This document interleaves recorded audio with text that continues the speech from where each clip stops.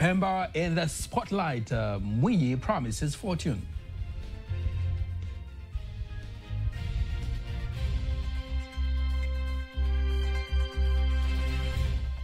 NBAA introduces a new system, says it will curb fraud.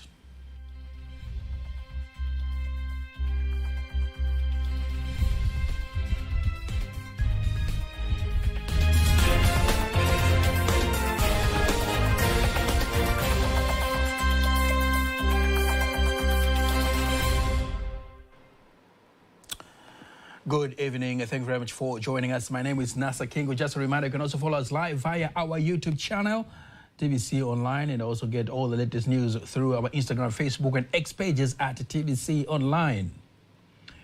We start in Zanzibar, where the Zanzibar presidential candidate under Chama cha Mapinduzi ticket, Dr. Hussein Ali Mwinyi, pledges upon re-election his party will strengthen Pemba Island economy by opening its borders and expand its markets, to invest more in transport system through roads, air and sea. He made the pledge during the launch of the CCM's campaign in Pemba Island, which was held at Gombania Kale Ground, Chake Chake District, Pemba South region. Ni kuimarisha miundombinu. Katika hili ndugu zangu sote ni mashahidi. In this matter, my fellow citizens, we are all witnesses that the roads are being constructed across our country, both major highways and the internal roads. We will continue to strengthen the infrastructure's development, and I would like to take this opportunity to announce that on 25th of this month, we will officially launch the constructions of the road from to our airport will be upgraded to international standards. By doing so, we will promote investment, boost tourism, and elevate the economy of Pemba. Furthermore, Dr. Mwinyi stresses the importance of maintaining peace and solidarity, insisting the qualities are the basis for Zanzibar's development.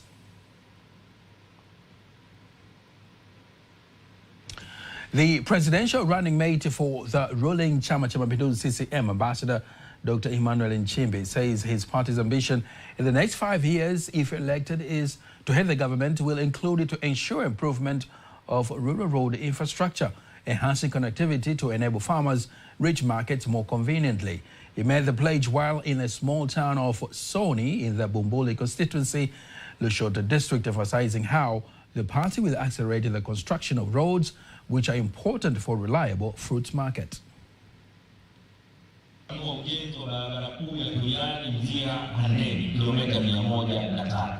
The construction of the main road from covering 103 kilometers will be upgraded to tarmac standard. In addition, maintenance of minor roads within this town will be enhanced, and other key strategic roads will also be paved to facilitate the transportation of agricultural produce. On the other hand, the candidate explains further on the plans of his party in improving the health services.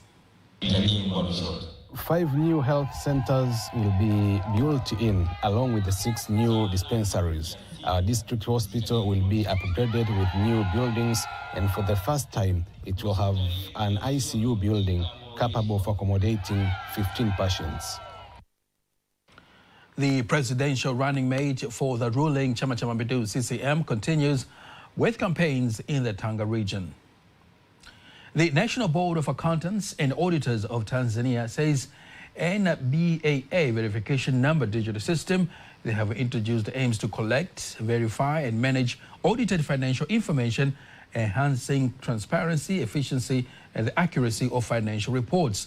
Speaking to TVC News, the Director of Accounting, Standards, Research and Technical Services, Angialile Tende, insists this new system replaces the former paper-based process, which gave loopholes to tamper with data.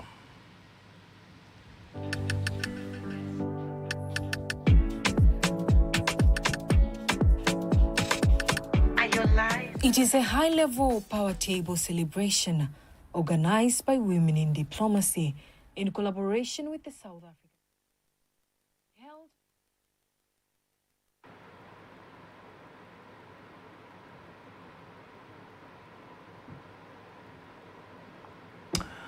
Let's move now to other news. We'll get back to that particular story later on. The High Commissioner of South Africa to Tanzania, Noluthando Mayende Malepe, says the 30 years of the Beijing conference marks a major milestone for women's equality and empowerment on the continent, noting that women have gained greater access to leadership positions and have proven their ability to lead. She made the remarks in Dar es Salaam during a high-level power table celebration that brought together women leaders to share their leadership journeys in diplomacy, business, and society under the theme, Presence and Power, Women Shaping Africa's Future. Caroline Malewo has more details.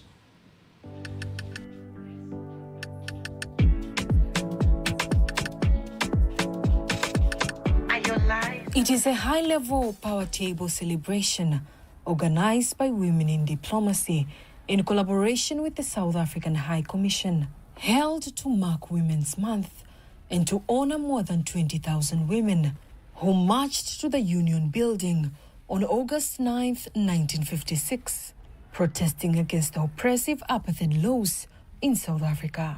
We are gathered here not only to connect and inspire one another, but also to honor the women of South Africa, women who stood with courage against apartheid. Their fight was not only for South Africa, but for all women across the world. Through platforms like the Power Table, we bring together ambassadors, policymakers, business leaders, and change makers to engage in meaningful dialogue on issues shaping Africa's future. Furthermore, the South African High Commissioner to Tanzania, Noluthando Mayende Malepe, points out that leaders like President Samia Suluhu Hassan demonstrate that when women are entrusted with leadership, they can foster peace across Africa and contribute to ending conflicts. In the continent, we have witnessed what is possible when we have women at the helm. Right here in Tanzania, we have witnessed a woman president take over the country in the most difficult of circumstances and positioning it in a growth path. As we can see, Tanzania is on a very progressive direction. On the other hand, other ambassadors and retired ambassadors attending the event share their messages to young people aspiring to become diplomats. Well, for us women, it is important to really study hard and know the substance, but also not trying to compete with boys. You know, we need to be very wary about our own value and work on our self-belief. So I would say the inner work is very important to be able to manifest your power in your professional life as well. Increase the knowledge and be motivated and believe in yourself. Celebrating women in power, women in diplomacy. I think women are just born diplomats. At school, you are among the good ones. You still deserve to be among the good ones in life. So just trust yourselves. You know, I think women are their worst enemies. So trust yourselves. You have it in you. Any career, you want to be an engineer, you want to be a doctor, you want to be a lawyer, whatever you want to do, and things that you only see men doing, well, that's probably the time for women to take over. Women, they don't need a voice. Every woman has a voice. But what they need, or what we need, is to be listened to and act on it. This celebration offers intergenerational exchange of knowledge, which transformed the mindsets of young aspiring diplomats towards their future in leadership. Caroline Malewo, TBC News. Going now to our previous story, the National Board of Accountants and Auditors of Tanzania says the NBAA verification number digital system they have introduced aims to collect, verify, and manage audited information, financial information, enhancing transparency, efficiency, and the accuracy of financial reports. Speaking to TBC News, the Director of Accounting, Standards, Research, and Technical Services, Angelide Tende, insisted the new system replaces the former paper-based process, which gave loopholes to tamper with data.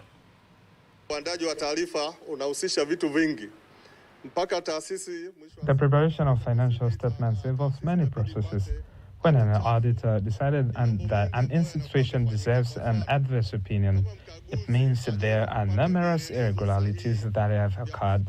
For example, if the auditor fails to obtain the proper supporting documents to verify the information presented in the financial statements. Furthermore, the board continues with the process of ensuring accurate financial records for various companies to raise accounting standards in various institutions in the country. Here we will be collecting financial reports. The collection has already started, and we have begun receiving the books. Later, they will be evaluated, and institutions that score above 75% will be recognized. All registered and certified accountants with advanced qualifications are recorded in this board's registry, which serves as the official record of accountants qualified to be employed by various companies. Remaining in Dar es Salaam, the director of the Russian Center for Science and Culture, Alexander Evstigniev, says that Tanzania and Russia have enjoyed a strong and historic relationship since the time of Tanzania's independence, and that cooperation between the two countries continues to grow across various sectors.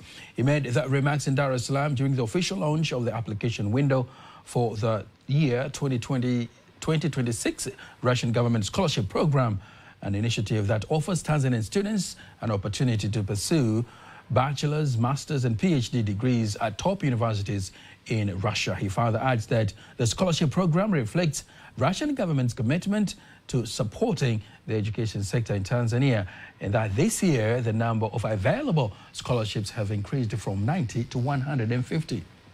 Russia and Tanzania are friendly countries. We have strong ties from Soviet time when the Soviet Union supported Tanzania in the struggle for independence. The Soviet Union was one of the first countries who has recognized the independence of Tanzania, and our ties in the educational sphere is very strong, and we are trying, we do our best to make them stronger. I'm happy to tell you that we are starting the Russian scholarship campaign today on September 15. This year we will have 150 quotas for the education in the Russian Federation. I just want to remind that last year it was 90. This year 150. He further explains that the program offers a practical, high-quality education in a wide range of disciplines and assures the students that they will be safe while studying in Russia, adding that international students are also allowed to work part-time to support themselves financially during their studies. Russian institutes and universities are participants of the scholarship campaign, and there are many specialities which you can study in Russia: medicine, agriculture, engineering, artificial intelligence, nuclear science, everything. I want to tell you that Russia is a very friendly country. You will not have any segregations or any problems because you are a foreigner. Diplomats representing European nations in Tanzania say Tanzania continues to enjoy strong and productive diplomatic ties with Europe, commending Tanzania's efforts in promoting peace, stability, and inclusive growth while assuring continued support in key areas such as education, health, gender equality, climate action, and trade. The envoys emphasize that these collaborations not only deepen bilateral relations but also align with Tanzania's long-term development goals and its growing role in regional and global affairs. Sweden and Tanzania go way back. We were one of the countries supporting Tanzania's liberation movement 63 years ago, and we've been here since then. We've been engaged in education, in railways, infrastructure, human rights, democracy, women's empowerment, in so many areas. And right now we are within the EU family. We are the biggest bilateral donor to Tanzania. But we don't want only to talk about development cooperation, but also on how Swedish businesses are very successful here and cooperating to find sustainable solutions on many of the needs that Tanzania has today, because it's a very different world today than 63 years ago. France and Tanzania have had friendship relations ever since independence. Our embassy was, we set an embassy here in 1961. And we've had very cordial and friendly relationships ever since. Indeed, I mean, the relations go back 60 years, so I could talk about this for ages. But yes, definitely this year we celebrate the diplomatic relations of 60 years. And over the past years, we have broadened the relations. So it's not development cooperation only, before it used to be, but now it's more trade and development. And also we are having political consultations just to have good discussions on where we stand on international issues. So I feel that it's broad and it's deep and it's very good. Let's move now to the Geita region, where as the Tanzania's general election nears and the campaign phase is underway, some residents of Geita say they want political campaigns to focus in depth on key issues such as education, health, and improving school infrastructure to secure a better future for the next generations. Speaking to our reporter Faith Ngaga in Geita Urban District, Geita region, the residents also emphasized the importance of attending political campaigns in large numbers. They say it is an opportunity to listen to policies, ask questions, and choose leaders who put the development of their communities first. Faith Ngaga has more details.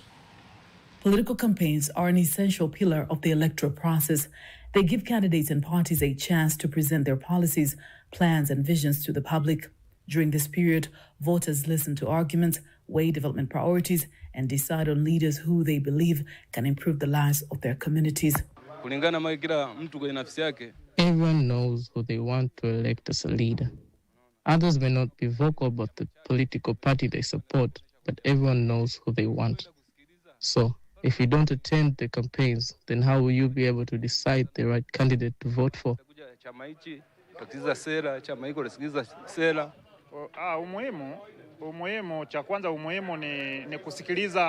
The significance of attending political campaigns is that you get to listen to the policies of the candidates, and then you can sort out the right policies for you. Here the residents elaborate the kinds of policies they want to hear during the campaign season. Sana sera huwa ni nzuri ni zile za kijamii. Kuna huduma kama maji, umeme, madawa. Good policies are mainly the ones that focus on social issues. For example, the ones that deal with water services and even energy sector, and even the health sector. Those are the important things Tanzanians wish to hear from the candidates. Some politicians don't consider the need of the people. And that is where the problem arises. That has to change. Beyond being a contest for leadership positions, campaigns serve as a bridge between citizens and politicians. Through rallies, debates, and community meetings, people ask questions, share opinions, and take an active role in strengthening democracy and holding elected leaders accountable. Faith Ngaga, TBC News, Geita. Thank you very much, Faith Ngaga, for that report. Now from Geita, we move to our neighboring country, Malawi, which is holding presidential elections tomorrow. And the key issue of economy, food, and fuel shortages at the center of the election campaigns. 17 presidential candidates are on the ballot, including the current president and 2 former presidents. And the atmosphere is quite different from the last elections, according to political experts. To understand what is going on the ground, we're joined by Miriam Kaliza, who is a Malawian journalist. So far, 17 candidates have been officially cleared to compete in the presidential race, with only 1 woman and 16 men. The main contenders are the incumbent, Dr. Lazarus Chakwera, for the Malawi Congress Party. He's seeking his second term, emphasizing continuity and recovery amidst persistent economic turmoil and inflation. The second one is Professor Peter Mutharika for the Democratic Progressive Party, DPP.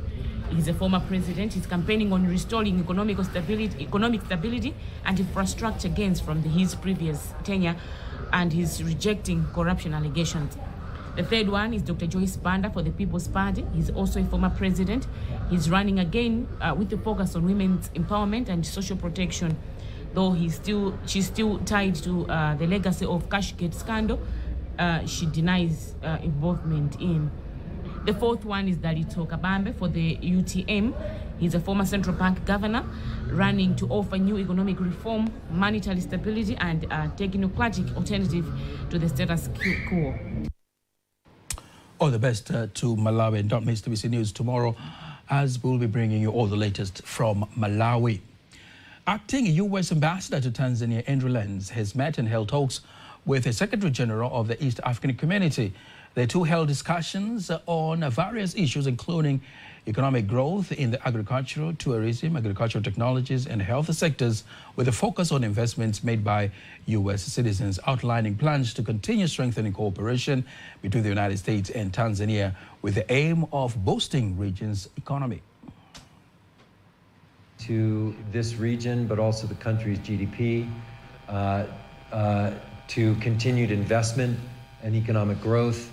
We've got incredible companies and investors from the United States who are here actively working and succeeding in the hospitality sector, in the tourism sector, in bio and agriculture technology, the bio-ag tech space. American-owned business that has American investors from Silicon Valley and other places that's called Mawa Mazuri, and it is finding new ways to increase yield and productivity for smallholder Tanzanian farmers and big farms alike throughout Tanzania that in banana crops. Furthermore, the acting ambassador insisted the visit to the northern regions brings new hopes to the banana growers, opening an opportunity for Tanzania to access new markets for this crop in the United States. Opportunity for Tanzania to really begin to strengthen its own domestic crop, those very sweet, delicious bananas that you can get here in Tanzania, and I think create and open new markets going forward. So this is an example of U.S. private sector, U.S. investment coming in, working with Tanzanians to benefit Tanzania and the United States, making both of our countries richer and more prosperous right here in this region. In case you missed any one of our stories, remember you can always go to our YouTube channel at TBC Online and watch anytime, anywhere. Before concluding the local news, let's have a look at today's exchange rates according to the Bank of Tanzania, BOT.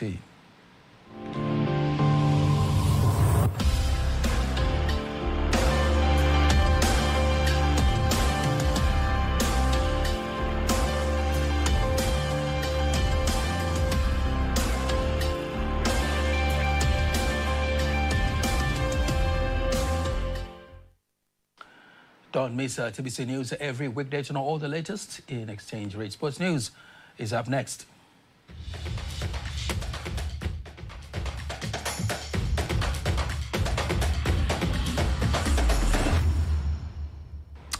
In sports news, the Simba Sports Club head coach Fadul Davids says his team is prepared to end the 4-year Young Africans' domination in the Tanzania Premier League, starting with the Community Shield match to be played at Benjamin Mkapa Stadium tomorrow.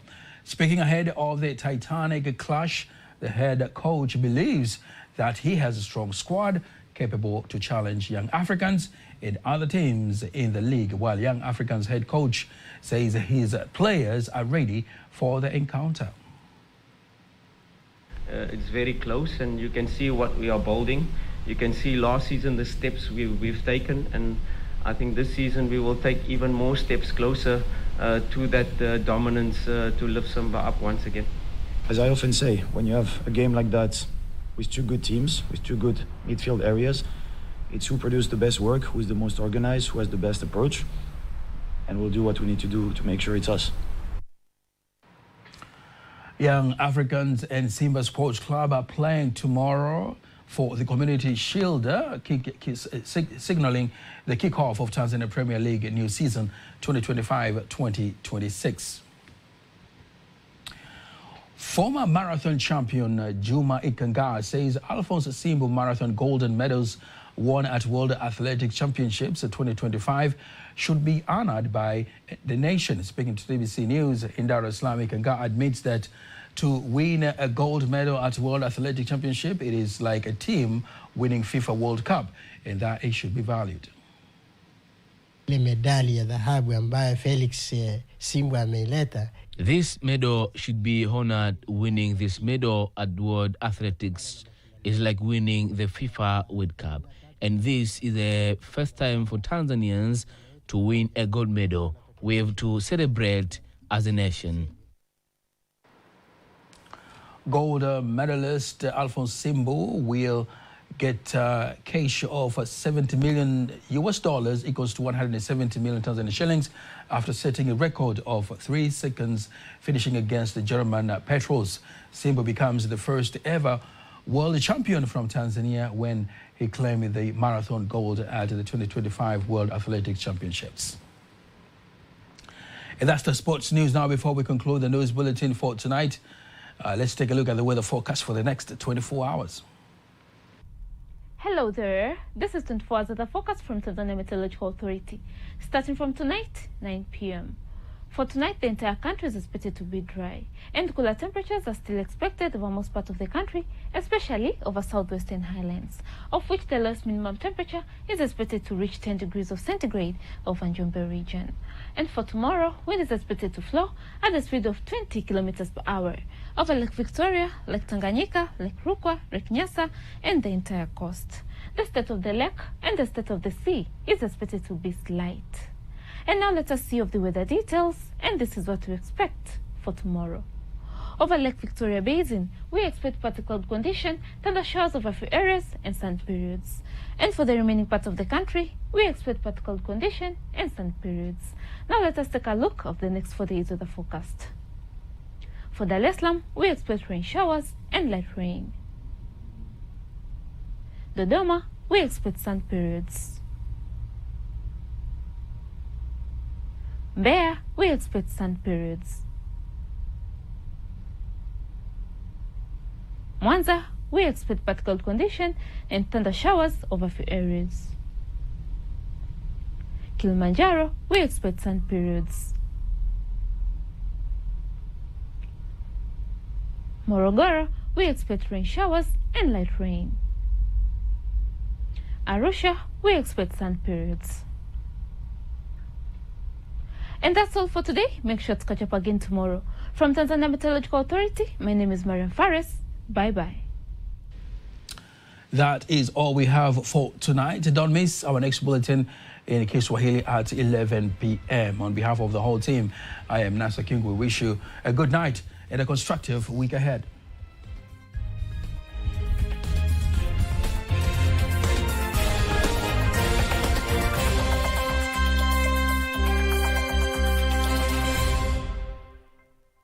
Angalia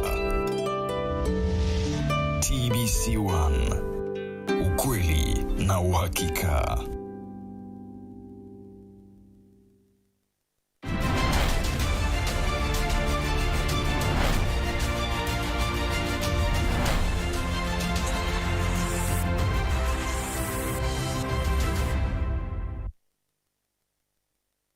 Hujambo mtazamaji.